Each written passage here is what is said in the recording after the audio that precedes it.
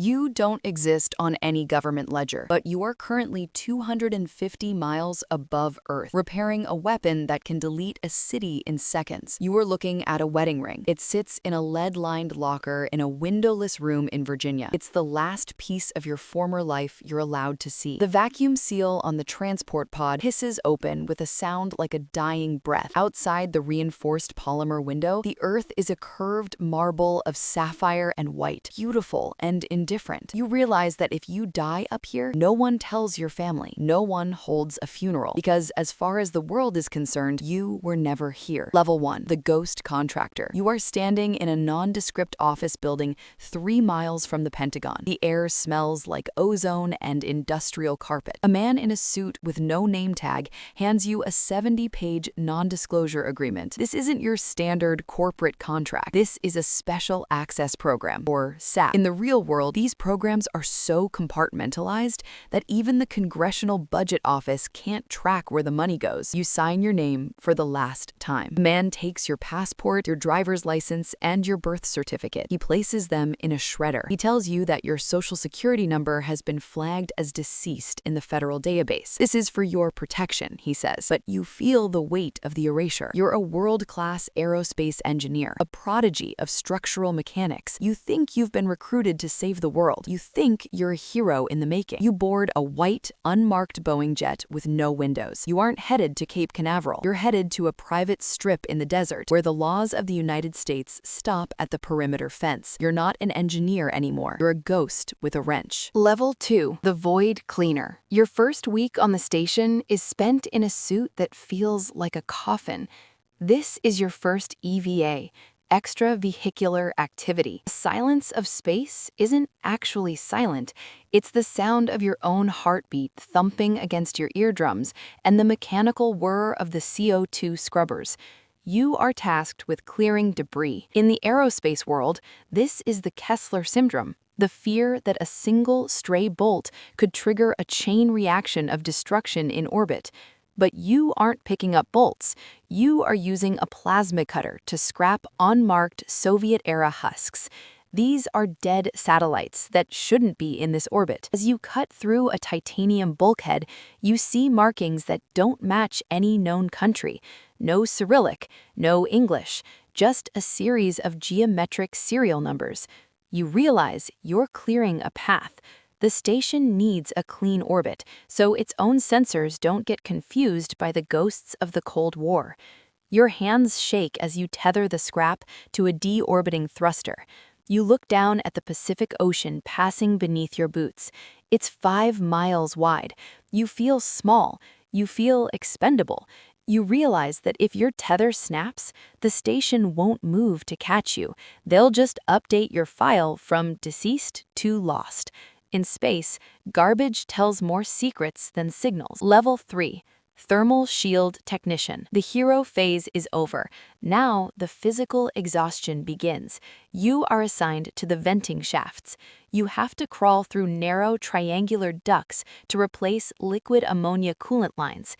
These lines wrap around the tungsten delivery system. In the 1960s, it was called Project Thor. In the media, they call them rods from God. They are telephone pole-sized cylinders of solid tungsten designed to be dropped from orbit.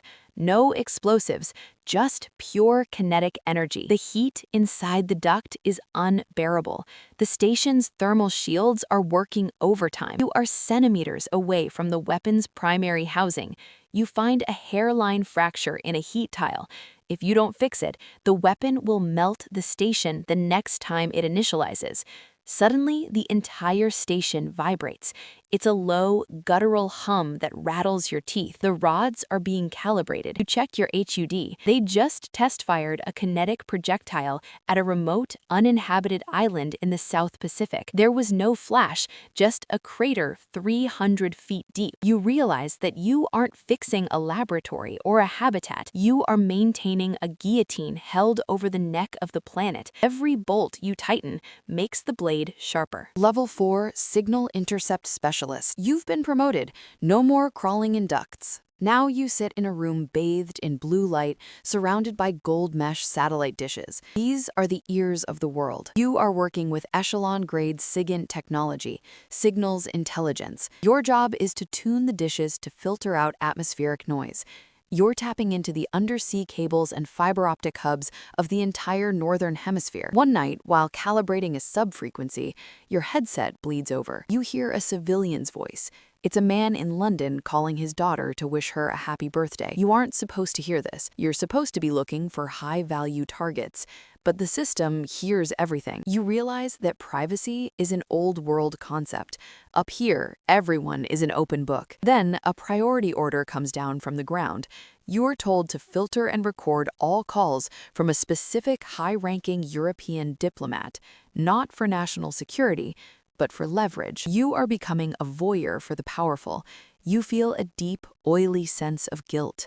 You see the world not as a collection of people, but as a grid of data points to be harvested. Privacy is a luxury for those who don't know who's listening. Level 5, Bioregen Systems Overseer. The physical toll of space is finally catching up to you. Your vision is getting blurry, a condition known as SANS, or Space-Associated Neuroocular Syndrome. The fluid in your body is shifting toward your head, flattening your eyeballs. You are moved to the life support wing. Here, you oversee the bioregen vats. This is where the station's water and oxygen are recycled. You notice something strange in the inventory logs. The nutritional supplements you're required to add to the crew's food aren't just vitamins. They are experimental radioprotectants. The station is sitting in a high radiation belt that shouldn't be inhabited for this long. You realize the supplements are the only thing keeping your DNA from unraveling. You start to wonder what those pills are doing to your brain. You feel a creeping paranoia. Every shadow in the hallway seems to move. One morning, your coworker, a structural engineer you've known for 3 years, stops eating. He starts screaming about the light behind the walls. Security takes him away. An hour later, you are ordered to check the bioregen vats. The nitrogen levels have spiked. You realize where he went. He wasn't sent home. He was recycled back into the system. On this station, nothing, not even you, is allowed to go to waste. Level 6, Dark Matter Power Architect. You are invited into the core. This is the restricted heart of the station. It doesn't run on solar panels or standard nuclear reactors. It uses a theoretical system, a prototype zero-point energy drive, or a high-output nuclear saltwater core. The air in the core room glows with a faint ethereal blue. It's the Cherenkov radiation of a god being born in a bottle. The physics here don't make sense. You drop a wrench, and instead of floating in zero-G, it drifts toward the reactor as if pulled by a magnet, even though the casing is non-ferrous. Your head aches. You look at your radiation badge. It's a solid, comforting green. But then you see a senior engineer swap his badge for a fresh one. You realize the badges are rigged. They're programmed to always show green to prevent panic. You're working on a machine that could power the entire Earth for 1,000 years, but it's being used to keep a cloaked weapon platform invisible. You feel a sense of awe mixed with pure terror. You're playing with the fundamental forces of the universe in a tin can held together by lies. The laws of physics are different when you have an unlimited budget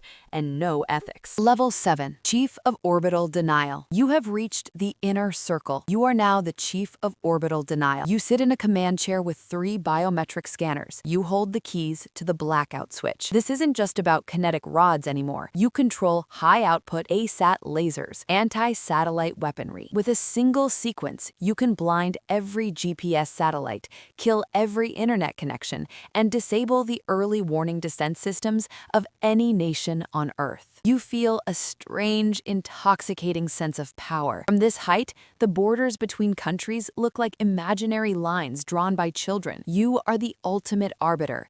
You can plunge a continent into the dark ages in 12 seconds. The God complex settles in. You stop thinking about the London man and his daughter. You think about strategic assets and denial of service. Suddenly, the proximity alarm blares. An unidentified craft is approaching from a higher orbit. It's not a civilian ship. It's not a known military craft.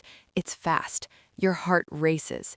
The ground command tells you to dazzle it. Fire the laser at low power to blind its sensors. You see something on the long-range camera, a signal, a handshake protocol. You have 5 seconds to decide. Do you fire and start a war, or do you communicate and risk the station's secrecy? You don't look at the stars anymore. You look for targets. Level 8. The Archive Guardian. You have been promoted to the final level. You are the guardian of the deep vault. This is a lead-shielded, cryogenically cooled chamber at the very center of the station. You thought it held weapons codes. You were wrong. It contains the continuity of government protocols. It's a digital library of human DNA, the blueprints for every major technological advancement, and the personal files of the world's most important people. You look at the list of names scheduled for extraction to the station in the event of a global reset. You see politicians, billionaires, and their families. No doctors, no poets, no engineers. You realize the station isn't a weapon of war, it's a lifeboat. And the war isn't something they are trying to prevent, it's something they are waiting for. They built a balcony to watch the world burn from 250 miles up. You decide to search the archive for your own name. You find your file. It's not under crew, it's under consumables. There is a date stamped next to your social security number. It's 3 days from now. Next to the date, it reads, scheduled for disposal upon mission completion. You are a part that has been used until it's worn out. You are the scrap you use to clean up in level 2. You sit by the polymer window, watching the sapphire marble of Earth spin slowly, and a new transport shuttle docks in the hangar with a familiar hiss. You walk down to the bay to meet it. The door opens, and a young engineer steps out. His eyes are wide with wonder. He looks at the Earth and gasps at its beauty. He looks at you like you're a hero. You don't say a word. You just hand him your wrench. You walk toward the airlock, and you finally look at the Earth one last time. You realize the machine doesn't care who is turning the wrench, as long as the wrench keeps turning. The vacuum seal hisses shut behind you.